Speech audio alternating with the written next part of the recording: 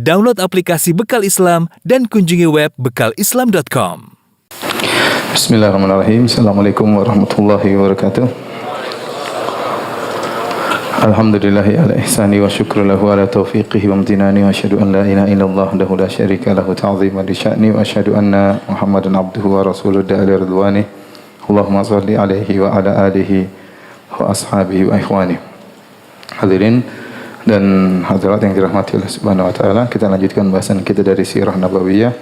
Pada pertemuan yang lalu kita sudah membahas tentang proses pembangunan Masjid Nabawi dan Masjid Nabawi memiliki banyak keutamaan, di antaranya sebagaimana yang diketahui oleh kaum muslimin. Nabi sallallahu alaihi wasallam bersabda, "Salatun fi masjidi hadza khairun min alfi salatin fi ma siwahu illa al-Masjidil Haram." Salat di masjidku ini lebih baik daripada 1000 salat di masjid-masjid yang lainnya kecuali Masjidil Haram. Karena Masjidil Haram pahalanya 100.000 kali lipat. Adapun Masjid Nabawi maka 1000 kali lipat, ya.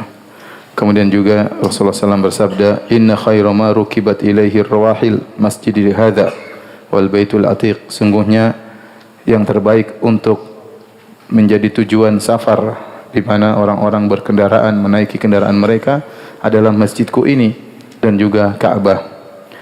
Kemudian juga dalam hadis riwayat Muslim dari Abu Hurairah, Rasulullah SAW bersabda, "Fa inni akhirul anbiya wa inna masjidi akhirul masajid." Aku adalah nabi yang terakhir dan masjidku adalah masjid yang terakhir, yaitu di kalangan masjid-masjid yang dibangun oleh para nabi.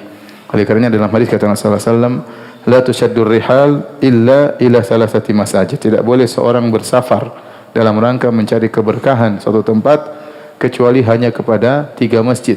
Al-Masjidil Haram, Masjidil Haram, Masjidil Rasul, Masjid Nabi SAW, dan Masjidil Aqsa. Ketiga masjid itu dibangun oleh para nabi. Masjidil Haram dibangun oleh Nabi Ibrahim alaihissalam bersama Nabi Ismail. Nah, kemudian Masjidil Aqsa dibangun oleh Nabi Sulaiman alaihissalam. Kemudian Masjid Nabawi dibangun oleh Rasulullah sallallahu alaihi wasallam. Maka hanya 3 masjid inilah yang seorang boleh sengaja untuk bersafar untuk meraih keberkahan di tempat tersebut. Adapun tempat lain maka tidak boleh seorang bersafar dalam rangka mencari keberkahan. Contoh, seorang sengaja bersafar dari Jakarta pergi ke masjid Sunan Ampel di Surabaya dengan meyakini bahwasanya di situ tempat berkah. Maka ini tidak boleh, ya. Tidak boleh. Semua masjid selain daripada 3 masjid ini sama saja. Salat di Masjid Istiqlal sama dengan salat di masjid samping rumah antum, ya. Salat di Masjid Demak, Masjid Ampel sama dengan seperti masjid salat di Masjid Tarbiyah, ya. Enggak ada bedanya. Yang beda cuma 3 masjid tersebut spesial karena ketiga masjid tersebut dibangun oleh para nabi. Masjid Al-Haram dibangun oleh Nabi Ibrahim, Masjid Al-Aqsa dibangun oleh Nabi Sulaiman alaihissalam, dan juga Masjid Nabawi dibangun oleh Rasulullah sallallahu alaihi wasallam. Dan di dalam Masjid Nabawi ada suatu lokasi yang sangat mulia, yaitu yang disebut dengan Raudhah, ya. Raudhah, ya. Dalam Sahih Bukhari dan Sahih Muslim, Abu Hurairah berkata, qala Rasulullah SAW bersabda, "Ma baina baiti wa mimbari raudhatun min riyadil jannah." Apa yang ada di antara rumahku dan mimbarku ada taman di antara taman-taman surga, ya. Nabi tatkala mengatakan raudhah dinamakan dengan raudhah, yaitu taman surga, menunjukkan Nabi sallallahu alaihi wasallam motivasi kita untuk bisa beribadah di situ.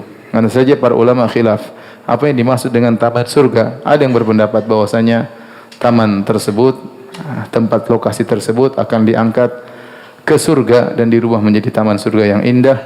Yang ada yang mengatakan maksudnya itu hanyalah maknanya kiasan, ya, majazi, bahwasanya Rasulullah SAW memotivasi orang untuk beribadah di tempat tersebut, karena beribadah di tempat tersebut sebagaimana penjelasan para ulama, berdoa, salat di situ merupakan sebab untuk mendapatkan taman surga. Sama seperti Rasulullah SAW menamakan majelis-majelis halaqah zikir, majelis ilmu dengan taman surga, ya.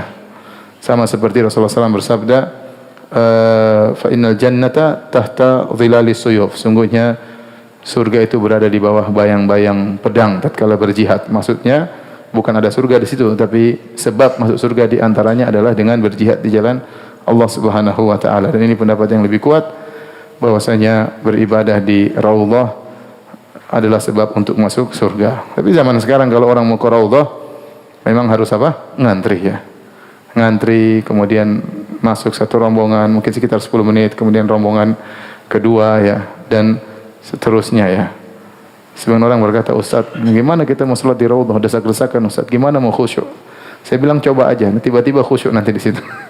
Masuk desak-desakan, tahu-tahu Allahu Akbar, tahu-tahu subhanallah, tenggelam dalam kekhusyuan, bermunajat kepada Allah Subhanahu wa taala ya.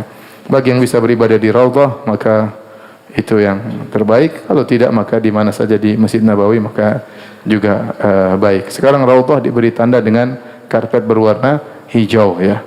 Ya karena yang antri banyak maka dibuatlah antrian ya, karena yang mau ke raudhah sangat banyak sehingga dibuat antrian sehingga bisa rapi dan teratur ya. Dan kalau sudah sampai di sana biasanya 10 menit kemudian pergi ya. Ada sebagian orang bilang sama saya, Ustaz, alhamdulillah saya tadi di raudhah 1 jam. Kok bisa 1 jam di raudhah? Alhamdulillah Ustaz, saya tidak diusir. Kamu karpetnya hijau atau merah? Itu yang saya lupa Ustaz. Kalau karpetnya hijau raudhah, kalau karpetnya merah ya enggak akan diusir karena memang bukan apa? Raudhah ya.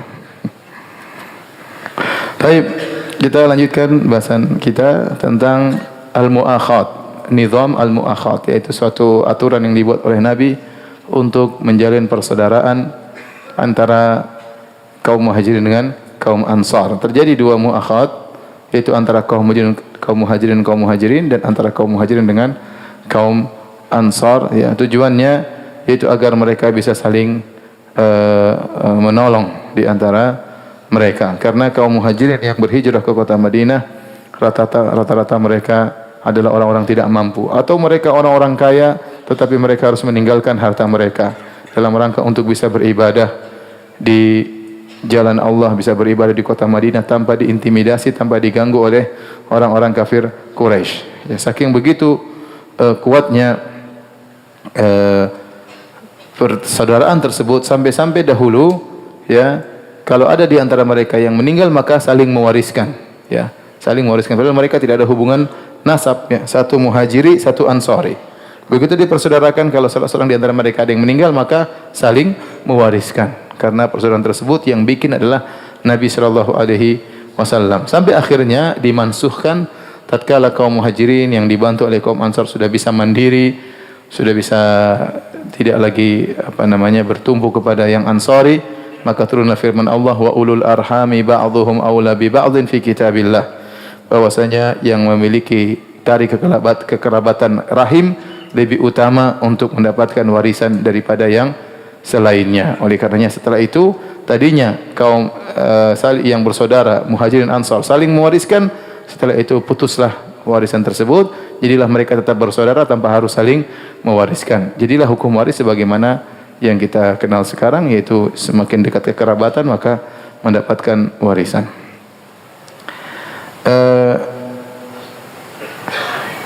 Sebagaimana saya singgung tadi bahwasanya nizam ta'akhi atau al-mu'akhat, aturan persaudaraan ini dilakukan oleh Nabi sallallahu alaihi wasallam 2 kali ya. Yang pertama adalah di antara kaum muhajirin dengan kaum muhajirin yang lainnya. Dan ini terjadi di Mekah ya, sebagaimana disebutkan dalam buku-buku sirah ya, karena kaum muhajirin pun mereka bertingkat-tingkat. Ada di antara mereka yang kuat, ada di antara mereka yang lemah, ada di antara mereka yang kaya, ada di antara mereka yang miskin. Maka Nabi mempersaudarakan, kamu bersaudara dengan si fulan, meskipun tidak ada hubungan kekerabatan, kamu bersaudara dengan si fulan, agar mereka lebih saling perhatian di antara mereka, satu membantu yang lain. Jadi Nabi tidak membuat persaudaraan umum. Persaudaraan umum sudah jelas, tapi Nabi lebih mengkhususkan spesifik lagi, si fulan dengan si fulan, kamu dengan si fulan, kamu dengan si fulan, sehingga dia benar-benar bisa fokus membantu saudaranya tersebut. Artinya bagi-bagi tugas, bagi-bagi tugas. Inilah yang pertama kali Nabi kerjakan, nizam ta'akhi di kota Mekah. Seperti Rasulullah SAW pernah mempersaudarakan antara Zubair bin Awam dengan Ibnu Mas'ud radhiyallahu ta'ala anhuma ya, dan satu dan yang lainnya. Taib. Yang kedua nizam ta'akhi, aturan persaudaraan yang Rasulullah bikin lagi tatkala terjadi hijrah dari Mekah menuju kota Madinah. Maka Rasulullah SAW berkata, ta'akhu fillah akhawain akhawain. Hendaknya kalian saling bersaudara, dua orang. Kata Nabi, akhawain akhawain, dua orang. Maka Abu Bakar As-Siddiq radhiyallahu taala anhu bersaudara dengan Kharijah bin Zaid. Kharijah bin Zaid Ansari. Abu Bakar As-Siddiq apa? Muhajiri. Umar bin Khattab bersaudara dengan Itban bin Malik. Umar bin Khattab Muhajiri, Itban Ansari. Jadilah mereka berdua bersaudara. Abu Ubaidah bin Al-Jarrah radhiyallahu anhu Muhajiri dipersaudarakan dengan Abu Talhah Al-Ansari radhiyallahu taala anhu, menjadilah dua bersaudara. Abdurrahman bin Auf radhiyallahu anhu Muhajiri dari Muhajirin bersaudara dengan Sa'ad bin Rabi' Al-Ansari dari kota Madinah, jadilah mereka bersaudara. Ja'far bin Abi Talib bersaudara dengan Mu'adz bin Jabal. Musa bin Umair bersaudara dengan Abu Ayyub Al-Ansari. Abu Dzar Al-Ghifari bersaudara dengan Munzir bin Amr. Wa Salman Al-Farisi bersaudara dengan Abu Darda. Salman Al-Farisi bersaudara dengan siapa? Abu Darda. Makanya dalam hadis kita dapati Salman mengunjungi secara khusus Abu Darda, karena mereka berdua dipersaudarakan oleh siapa? Nabi sallallahu alaihi wasallam. Di antaranya Talha bin Ubaidillah Al-Ansari Al-Muhajiri disaudarakan dengan Ka'ab bin Malik Al-Ansari radhiyallahu taala anhuma. Kemudian Az-Zubair bin Awam Al-Muhajiri dipersaudarakan dengan Salamah bin Waqsh Al-Ansari. Bilal bin Rabah radhiyallahu anhu dari kalangan Muhajirin dipersaudarakan dengan Abi Ruwaihah Al-Khaz'ami Al-Ansari radhiyallahu taala anhu. Maka akhirnya setelah dipersaudarakan, mereka pun saling perhatian di antara mereka. Sampai-sampai ya kaum Ansar mereka yu'thiruna ala anfusihim. Mereka mendahulukan walau kana bihim khasasa. Mereka mendahulukan keperluan kaum Muhajirin ya daripada dari mereka sendiri, padahal mereka juga membutuhkan. Makanya Allah Subhanahu wa taala dalam Al-Qur'an memuji kaum Muhajirin, kemudian Allah memuji kaum Ansar. Kata Allah Subhanahu wa taala, lil fuqara'i al-muhajirin alladziina ukhriju min diyarihim wa amwalihim yabtaguna fadlan min Allahi wa ridwana wa yansuruna Allah wa rasulahu ulaika humus shadiqun. Mereka yang diusir dari negeri mereka dan meninggalkan harta mereka, ukhriju min diyarihim amwalihim, yaitu kaum Muhajirin harus pergi meninggalkan negeri mereka dan meninggalkan harta mereka. Banyak di antara mereka kaya tapi harus meninggalkan harta mereka. Kenapa mereka pergi ke kota Madinah? Yabtaguna fadlan minallahi wa ridwana. Mereka mencari karunia dari Allah dan mencari keridhaan Allah Subhanahu wa taala. Allah puji niat mereka. Mereka hijrah karena ikhlas kepada Allah Subhanahu wa taala. Kata Allah Subhanahu wa taala, "Wa yansuruna Allah wa rasulah." Dan kaum Muhajirin menolong Allah dan Rasulnya, ulaika humus shadiqun. Mereka adalah orang-orang yang imannya tulus, imannya benar. Setelah itu Allah memuji kaum Ansar. Walladzina tabawwa'ud dara wal imana min qablihim, dan orang-orang yang lebih dahulu tinggal di kota Madinah ya, dan mereka beriman di sana. Yuhibbuna man hajara ilaihim. Mereka cinta kepada orang-orang yang berhijrah kepada mereka ya. Yuhibbuna man hajara ilaihim ya. Wala yajiduna fi sudurihim hajatan mimma utu, dan mereka tidak mendapatkan dalam diri mereka hasad kepada kaum Muhajirin. Kenapa? Karena dalam ayat seluruhnya kaum Muhajirin disebutkan terlebih dahulu oleh Allah daripada kaum Ansar, sehingga kaum Muhajirin lebih afdal daripada kaum Ansar.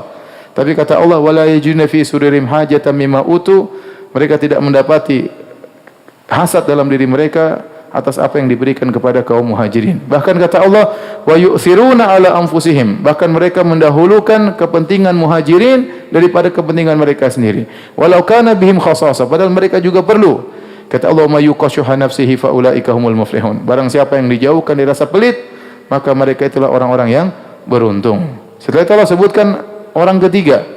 Siapa golongan ketiga? Golongan pertama Muhajirin, golongan kedua Ansar, golongan ketiga adalah kita-kita. Walladzina ja'u min ba'dihim, dan orang-orang yang datang setelah dua golongan ini. Setelah Muhajirin, setelah Ansar, itu kita ya. Yaquluna rabbana ighfir lana wa li ikhwanina alladzina sabaquna bil iman. Mereka mendoakan, ya Rabb kami ya, ampunilah kami dan ampunilah saudara-saudara kami yang telah mendahului kami dalam keimanan. Ampunilah kaum Muhajirin, ampunilah kaum Ansar. Wala taj'al fi qulubina ghillan lil ladzina amanu. Ya Allah, janganlah kau jadikan dalam hati kami ada kedongkolan kepada orang-orang yang beriman. Rabbana innaka raufur rahim. Ya Rabb kami, sungguhnya Engkau adalah Maha baik dan Maha lembut. Maka Allah memuji kaum Ansar dengan mengatakan wa yu'thiruna ala anfusihim. Mereka mendahulukan kepentingan kaum Muhajirin daripada diri mereka sendiri.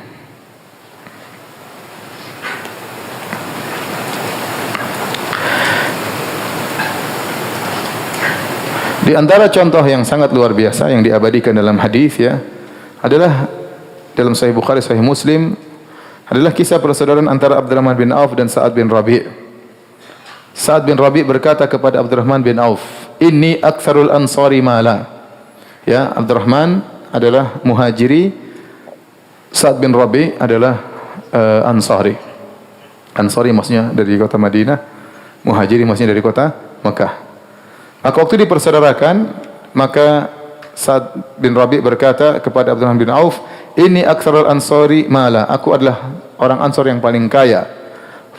Faqsim mali nisfain. Maka aku akan bagi hartaku menjadi dua ya.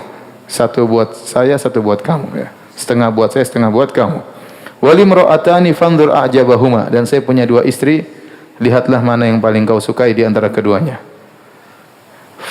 Fasammiha li, sebutkan namanya yang mana ya. Utallikuha, aku akan menceraikannya. Fa idzan qadat iddatuha, kalau sudah habis masa iddahnya, fatazawwajha, maka nikahilah dia. Faqala Abdurrahman bin Auf, Abdurrahman bin Auf berkata, barakallahu laka fi ahlika wa malik. Semoga Allah memberkahi dirimu pada hartamu dan keluargamu. Aina suqukum, mana pasar kalian? Fadalluhu ala suqin min suqi Bani Qainuqa, maka ditunjukkan ada pasarnya orang Yahudi Bani Qainuqa. Maka Abdurrahman bin Auf pun masuk ke pasar tersebut ya. Dia kerja di sana, tidak bawa modal, masuk di pasar, tidak lama kemudian dia pun pulang membawa aqid dan saman, yaitu makanan. Ya. Kemudian besoknya dia pergi ke pasar lagi, sampai satu hari dia datang wabihi atharu sufrah, dan di bajunya ada bekas warna kuning, dan itu menunjukkan parfum wanita tempel di bajunya. Karena parfum para wanita berwarna ya, parfumnya laki-laki tidak berwarna. Demikian para ulama mengatakan. Faqala lahu Nabi sallallahu alaihi wasallam. Waktu Nabi lihat ada bekas parfum perempuan di bajunya, Nabi bertanya, "Mahyam, ada apa ini? Kok ada parfum apa cewek di bajumu?" Kira-kira begitulah. Akhirnya dia mengatakan, "Tazawwajtu imra'atan minal ansar." Ya Rasulullah, aku telah menikahi seorang wanita dari kaum Ansar. Kata Rasulullah SAW, "Ma sukta fiha?" Apa maharnya? Kata beliau, "Wazna nawatin." Yaitu 5 dirham. 5 keping emas. Faqala, "Aulim walau bisyah." Bikinlah walimah meskipun hanya menyembelih seekor kambing. Ini kisah menakjubkan ya, kalau tidak datang dari hadis-hadis yang sahih maka kita bilang ini hanyalah khayalan ya. Bagaimana Abdurrahman bin Auf yang tadinya kaya raya tiba-tiba miskin mendadak, harus meninggalkan hartanya, meninggalkan kekayaannya, meninggalkan perdagangannya menuju kota Madinah, hidup tiba-tiba miskin mendadak. Makanya Nabi SAW kemudian persaudarakannya dengan Sa'ad bin Rabi' yang merupakan orang kaya raya, biar sukufu sepadan ya. Ini dulu orang kaya, sekarang miskin mendadak ya. Ada orang miskin bertahap, ada ya. Pelan-pelan, pelan-pelan, pelan-pelan, pelan-pelan bertahap. Ternyata naik mobil, kemudian naik motor, kemudian numpang mobil orang, kemudian numpang motor orang, naik sepeda, jalan kaki, bertahap tapi ya, bertahap. Ada yang tiba-tiba udah tahu-tahu hancur, tahu-tahu sahamnya hancur, tahu-tahu tiba-tiba miskin mendadak. Dan ini berat dirasakan oleh Abdurrahman bin Auf. Dan dia mungkin tidak tahu, mungkin istrinya sudah masuk Islam atau tidak. Mungkin dia harus meninggalkan istrinya yang masih musyrik, kita tidak tahu. Intinya dia datang dalam kondisi tidak punya istri. Dipertemukan dengan Sa'ad bin Rabi'. Maka Sa'ad bin Rabi' mengatakan, "Saya jangan khawatir, saya termasuk orang kaya di kota Madinah. Saya bagi harta 2, 1 buat kamu, setengah buat kamu, setengah buat saya." Dan ini luar biasa ya. Apakah ada orang di zaman sekarang seperti itu?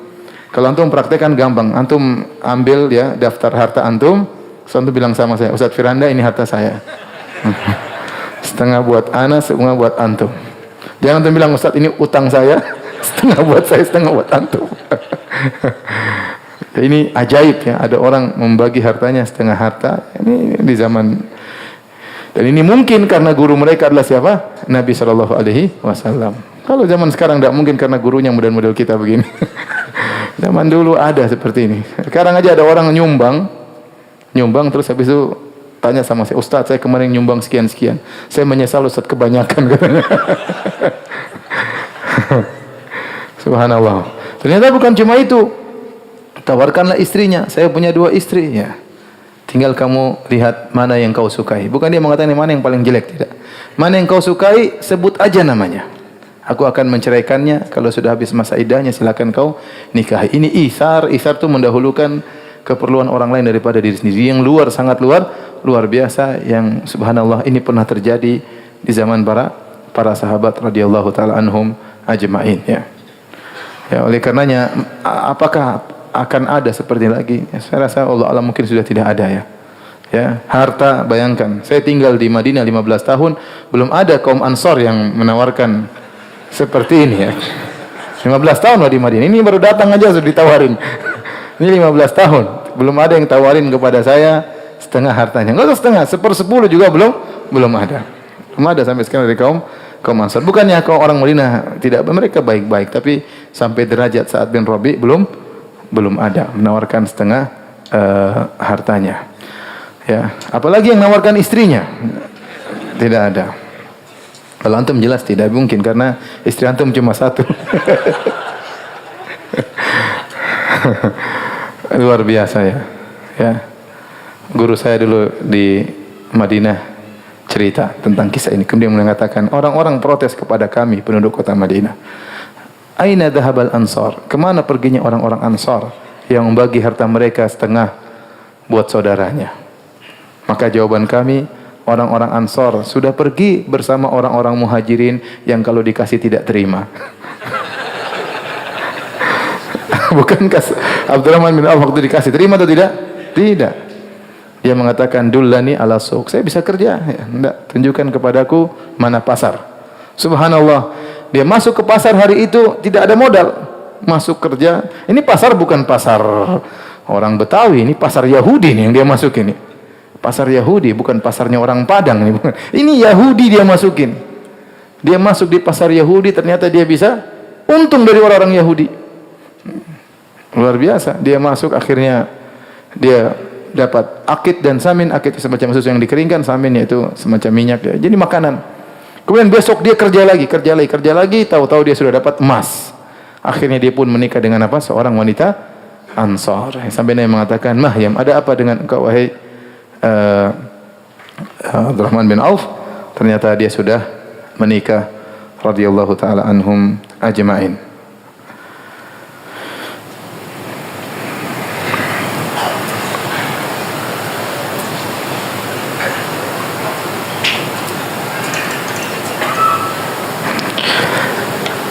Dalam Sahih Al-Bukhari dari Anas bin Malik, suatu hari da'an Nabi sallallahu alaihi wasallam al-Ansar ila an yuqti'a lahumul bahrain.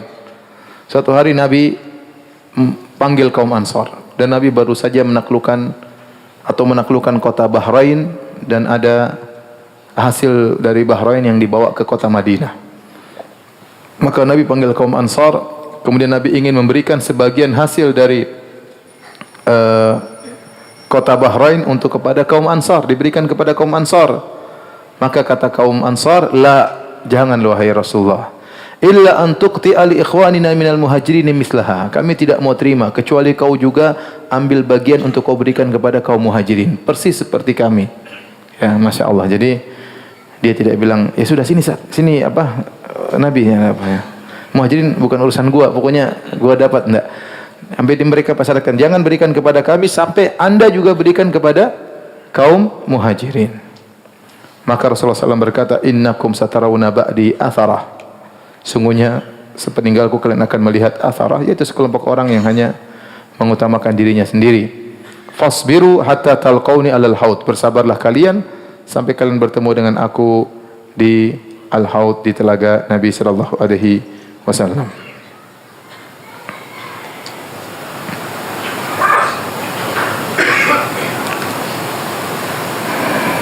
Oleh karenanya kaum Ansar adalah kaum yang sangat mulia. Allah memuji mereka dalam Al-Quran dalam banyak ayat.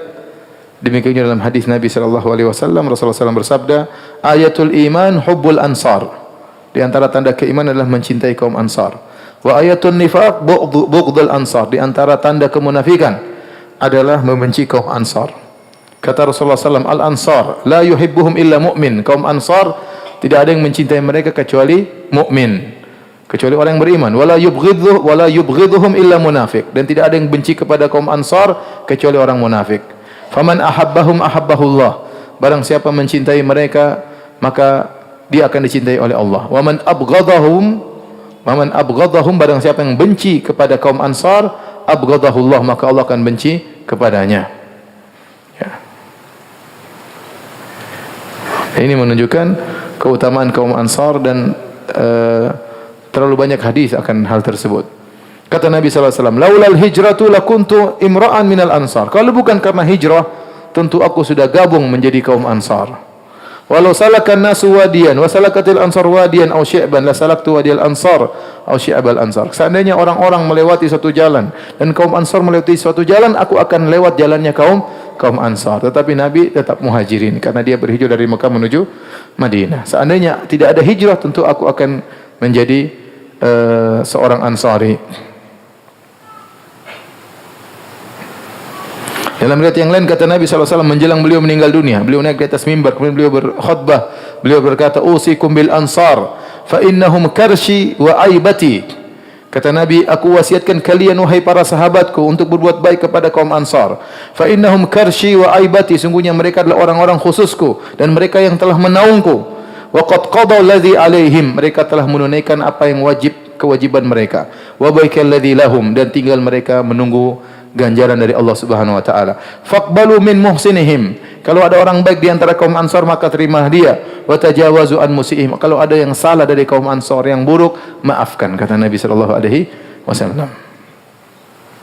Nabi juga berkata ya kepada seorang dari kaum Ansar, Rasulullah SAW berkata, walladzi nafsi biyadihi innakum ahabbun nasi ilayya. Demi zat yang jiwaku berada di tangannya, sungguhnya kalian adalah orang yang paling aku cintai. 2 kali Nabi SAW mengucapkan demikian. Baik, kita lanjutkan bahasan berikutnya tentang Kitabatus Sahifah yang disebut dengan Wathiqatul Madinah, Piagam Madinah kalau orang bilang, Piagam apa? Madinah. Masalah Piagam Madinah ini datang dalam beberapa riwayat, sebagian riwayat dalam Sahih Bukhari, dalam Sahih Muslim, tapi dia hanya cuplikan-cuplikan kecil dari bunut, dari poin-poin yang tertulis dalam Piagam Madinah tersebut. Kebanyakan poin-poinnya datang dalam riwayat-riwayat yang lemah, ya. Dalam riwayat yang lemah. Tetapi sebagian ulama mengatakan saling menguatkan satu dengan yang lainnya. Tapi piagam itu pernah terjadi, yaitu Nabi SAW menulis perjanjian seakan-akan seperti tata negara antara kaum muslimin dengan orang-orang Yahudi. Karena waktu Nabi SAW sampai di kota Madinah, ternyata bukan cuma kaum Ansar yang tinggal di situ. Ada kelompok-kelompok lain yang tinggal, seperti di antaranya orang-orang Yahudi. Di situ ada 3 suku besar dari Yahudi. Pertama Bani Qainuqa, kemudian Bani Quraidah dan Bani An-Nadir. Bani Nadir. Jadi ada 3 suku, Bani Qainuqa, Bani Quraidah dan Bani Nadir. Maka Nabi SAW perlu menulis suatu perjanjian yang disepakati oleh kaum muslimin dan disepakati oleh mereka berkaitan dengan negara yang mereka tinggal bareng-bareng di situ. Ya. Bagaimana kalau ada musuh datang dari luar? Bagaimana kalau ada Quraisy datang menyerang? Karena Nabi sudah diperangi oleh orang Quraisy sejak Nabi di sana. Dan kemungkinan besar mereka akan datang menyerang kota Madinah. Maka Nabi harus mengamankan, harus ada perjanjian dengan sesama penduduk kota Madinah. Di antara penduduk kota Madinah orang-orang Yahudi. Ini perkara duniawi, ya. Tidak jadi masalah, ya. Perlu ada perjanjian di antara muslim dengan non-muslim yang disepakati bareng-bareng, ya. Namun ternyata orang Yahudi mengkhianati perjanjian tersebut. Mulai dari Bani Qainuqa, kemudian pengkhianatan dari Bani Nadir, kemudian terakhir Bani Quraidah dalam perang Khandaq. Mereka pengkhianat seluruhnya. Tapi asalnya Nabi membiarkan mereka tinggal di kota Madinah. Nabi tidak memaksa mereka untuk masuk Islam, tapi Nabi terus dakwahi mereka.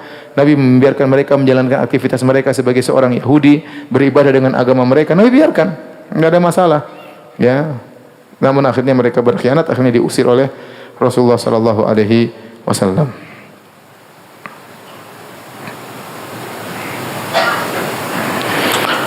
Ada sebagian riwayat yang menunjukkan tentang isi daripada wasiqatul Madinah tersebut, tapi riwayatnya dipermasalahkan ya. Sebagian dhaif, sebagian sahih ya. Dan banyak poin-poinnya ya.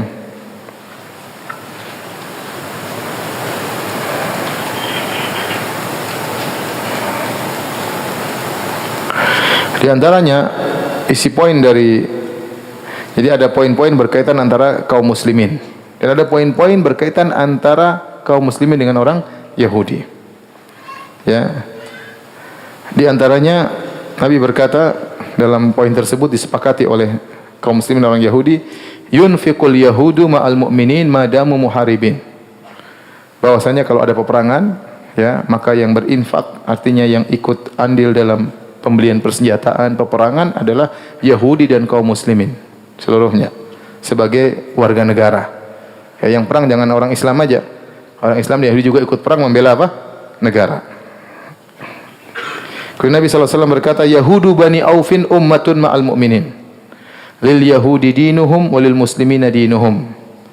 Yahudi dari bani Auf, salah satu umat bergabung bersama kaum mukminin, mungkin ada tahaluf di antara mereka, ada persekutuan, perjanjian. Namun kata Nabi, lil Yahudi dinuhum, bagi Yahudi agama mereka, walil muslimina dinuhum, kaum Islam juga ada agama mereka sendiri. Ya.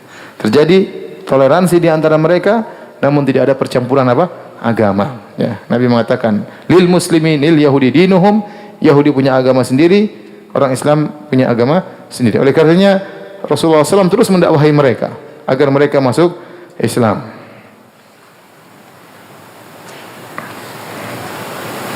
Kemudian ada poin-poin yang berkaitan dengan aturan kota Madinah secara umum ya, bahwasanya kota Madinah adalah tanah haram dari sini sampai sini. Di situ dijelaskan oleh Nabi sallallahu alaihi wasallam dalam perjanjian tersebut yang disebut dengan Wathiqatul Madinah, perjanjian piagam Madinah. Piagam Madinah ini ya sering dijadikan dalil oleh orang-orang liberal untuk menyatakan bahwasanya semua agama benar. Ya, saya tidak tahu dari mana mereka mengatakan demikian. Ini salah satu dari pembahasan yang saya tulis dalam disertasi saya, karena sebagian liberal Indonesia, orang liberal Indonesia menjadikan ini sebagai dalil bahwasanya Nabi mengakui kebenaran agama Yahudi. Padahal tidak ada dalam bunut, dalam poin-poin kesepakatan tersebut, tidak ada.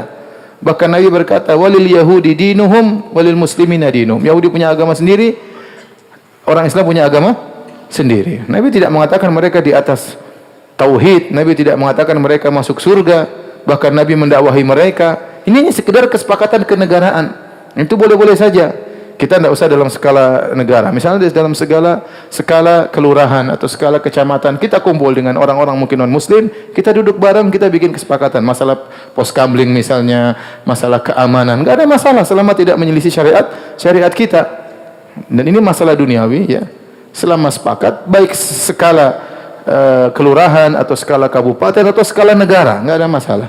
Dan ini tidak ada kelaziman bahwasanya kita mengatakan mereka benar, mereka juga masuk surga. Enggak nyambung sama sekali. Nah, orang liberal berusaha membelotkan ya piagam Madinah sebagai dalil bahwasanya agama selain Islam juga masuk surga. Enggak ada hubungannya. Enggak ada hubungannya. Mereka maksa-maksakan dalil. Bahkan ditulis dalam disertasi S3 di salah satu IAIN di Indonesia, ya. Padahal dalilnya ngawur. Baik, kita lanjutkan pembahasan berikutnya tentang pensyariatan azan. Pensyariatan azan. Azan ya salah satu daripada syiar Islam ya, dan tidak boleh ditinggalkan. Bahkan kalau di suatu negeri sepakat untuk meninggalkan azan maka diperangi.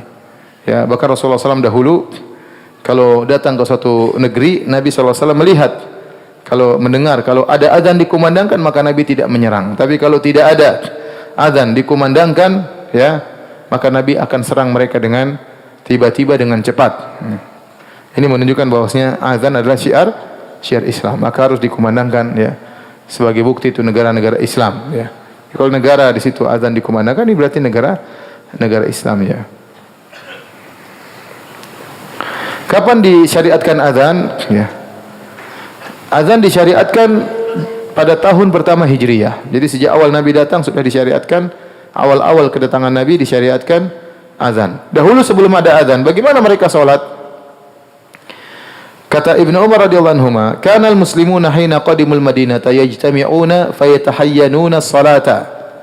Ya, sudah diwajibkan salat 5 waktu. Salat 5 waktu sudah diwajibkan waktu Nabi masih di Mekah. Sebagaimana kita telah jelaskan tentang kisah Isra dan Mi'raj. Ya, jadi Nabi masih di Mekah sebelum berhijrah, sudah disyariatkan salat 5 waktu. Tetapi azan belum ada. Terus bagaimana cara mereka salat? Ya mereka kumpul-kumpul ke masjid sambil nunggu. Ya, tidak ada yang teriak salat, nggak ada. Ya, dan akhirnya mereka salat. Kalau sudah kumpul mereka salat. Dan ini agak repot. Akhirnya ada yang terlambat jamaah, ada yang datang kecepatan. Apalagi dulu nggak ada apa? Nggak ada jam ya. Nggak ada jam, nggak ada alarm ya. Sehingga mereka sulit untuk menentukan kapan waktu berkumpul. Maka suatu hari mereka pun berbicara tentang masalah ini. Sebagian mereka berkata, "Ittakhidhu nakusan." Bagaimana kalau ngambil nakus? Nakus itu dahulu orang-orang Nasara kalau mereka ingin manggil orang datang ke gereja, mereka menggunakan nakus. Nakus itu seperti ada kayak pos kamling itu ya. Jadi yang besar sama kayu kecil sama kayu apa? Besar. Yang kecil mukul ke besar. Tung tung. Sekarang mereka enggak pakai gitu ya. Nanti disangka pos kamling. Sekarang pakai apa? Pakai lonceng. Dahulu mereka tidak pakai lonceng, mereka pakai nakus. Maka Nabi tidak setuju. Ada yang mengatakan bal buqan. Buqan itu semacam tulang yang ditiup ya. Apa namanya? Korn tanduk yang ditiup seperti trompet orang Yahudi. Jadi mereka kalau ingin manggil orang-orang untuk datang ibadah, mereka tiup tersebut. Dan sekarang saya rasa di Israel masih dilakukan. Kalau mereka hendak memanggil orang, mereka meniup sesuatu yang suaranya keras, pertanda mereka hendak berkumpul untuk beribadah kepada Tuhan mereka. Ya. Namun semuanya tidak disetujui oleh Nabi sallallahu alaihi wasallam. Sebagian lagi berkata, bagaimana kalau kita naikkan bendera? Jadi kalau sudah waktu sholat, bendera dinaikkan. Kalau mereka sudah lihat, oh bendera sudah naik, berarti waktunya sholat duhur. Jadi ada bendera duhur, bendera asar. Nah kalau maghrib gimana benderanya? Kalau isya gimana benderanya? Kalau subuh bagaimana benderanya? Dan semua Nabi tidak suka, Nabi tidak setuju. Pakai nakus, yang tidak setuju. Pakai buk, tidak setuju. Gaya Yahudi. Pakai naik bendera juga tidak setuju. Dan tidak ada solusi. Ya. Tidak ada solusi. Dalam sebagian riwayat dari Tabaqat Ibn Sa'ad, Rasulullah SAW sebelum ada azan, kalau ada berkumpul dipanggil as-salatu jami'ah. As-salatu jami'ah dengan suara yang keras sehingga orang berkumpul. Ya, ini apakah untuk salat maupun yang selain salat. Jadi kalau ada perkara besar, mereka panggil as-salatu jami'ah. Ada kejadian yang perlu dimusyawarahkan, ada salat manggilnya as-salatu jami'ah. Oleh karenanya setelah ada azan ini tidak berlaku lagi. As-salatu jami'ah ini tidak berlaku lagi. Sebagian imam saya lihat kalau kita mau salat dia bilang as-salatu jami'ah. Ini dulu di zaman Nabi SAW sebelum ada azan. Sebagian ulama berpendapat masih berlaku pada salat-salat yang tidak ada azan seperti salat gerhana. Ya, yang tidak ada azannya maka boleh mengatakan apa? As-salatu jami'ah. Tapi kalau salat 5 waktu enggak perlu mengatakan as-salatu jami'ah karena telah datang penggantinya yaitu azan. Nah, bagaimana kemudian munculnya azan? Ya. Abdullah bin Zaid al-Ansari radhiyallahu anhu cerita, "Bainama ana naim, idh tafa bi minal laili ta'ifun." Tatkala aku sedang tidur, dia mimpi. Tiba-tiba ada seorang yang sedang berputar, ya, datang kepadaku. Wa ana naimun rajulun alaihi thawbani akhdaran. Aku sedang tidur, tiba-tiba ada orang datang, dia berputar-putar, orang tersebut pakai 2 buah kain yang berwarna hijau. Mungkin atasan hijau, bawahan juga hijau. Wa fi yadihi naqusun yahmiluhu, dan dia bawa tadi kayak pentungan tadi, ya, nakus. Dia bawa. Fakultu, aku berkata kepada orang ini, "Ya Abdullah, wahai fulan, atabi'un nakus, apa kau jual itu nakus?" Ini mimpi, dia mimpi.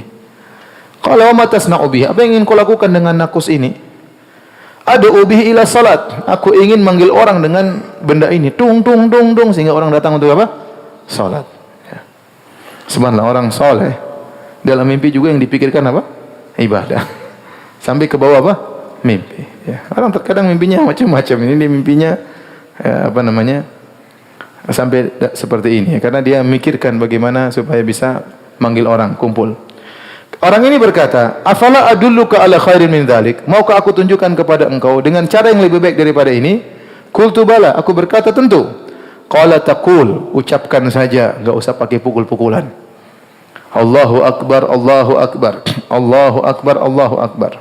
Asyhadu an la ilaha illallah, asyhadu an la ilaha illallah. Asyhadu anna Muhammadan Rasulullah, asyhadu anna Muhammadar Rasulullah.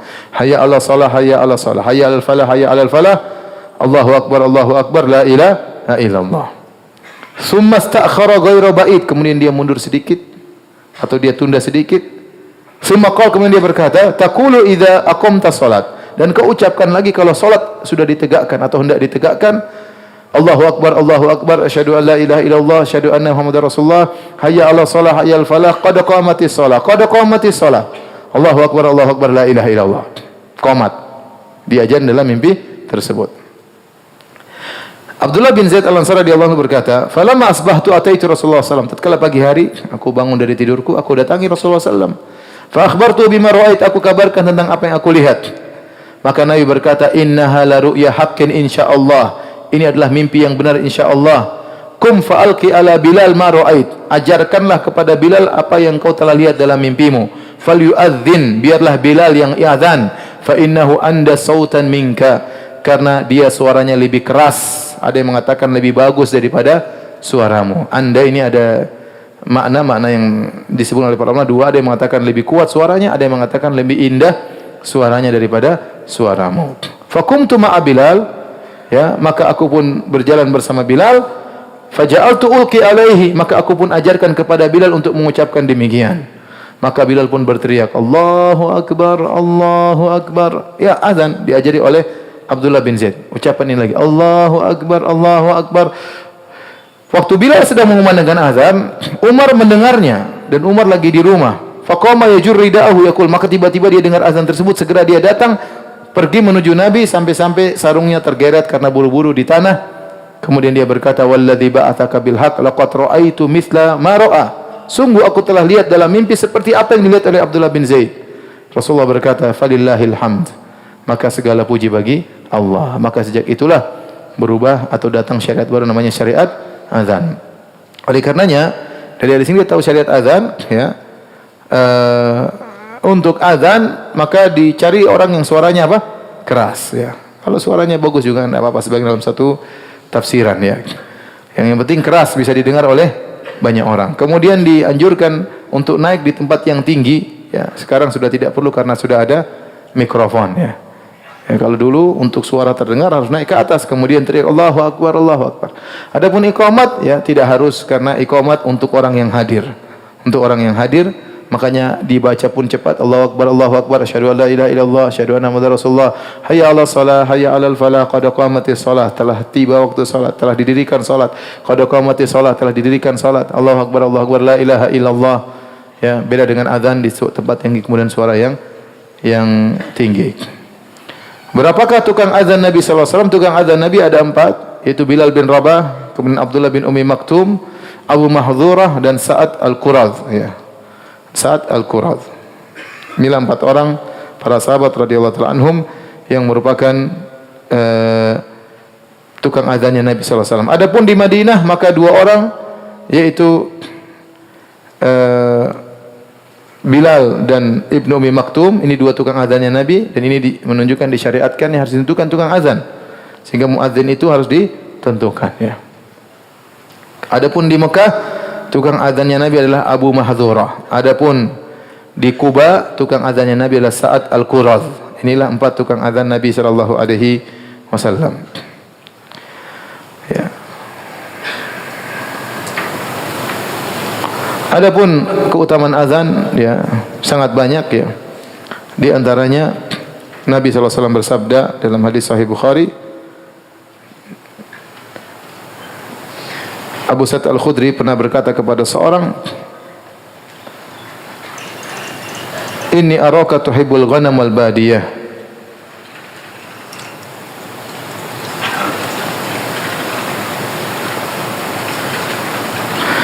Saya melihat engkau, kata Abu Sa'id Al-Khudri kepada salah seorang, Dia berkata, saya lihat engkau suka kambing dan suka di pedesaan.